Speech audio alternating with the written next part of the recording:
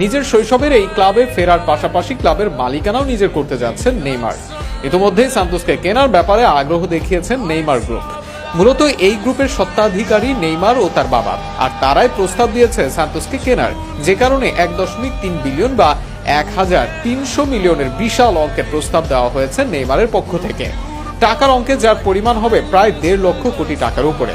অবশ্য নেইমার ক্লাবটি কিনবেন নিজের জন্য নয়, ক্লাবের প্রতি ভালোবাসার জন্য। ব্রাজিলের অন্যতম ঐতিহ্যবাহী ক্লাব সান্তোস 7 বার ব্রাজিলের সিরি আ ও 3 বার লাতিন আমেরিকার কোপা লিবার্টাদোরেস জয় করে ক্লাবটি। নেইমার ছাড়াও এই ক্লাব থেকে বের হন পেলে, রদ্রিগো, এড্রু। তবে বর্তমানে ভালো অবস্থানে নেই ক্লাবটি। এই ক্লাবটিতে আছে 150 মিলিয়ন ইউরোর দেনা।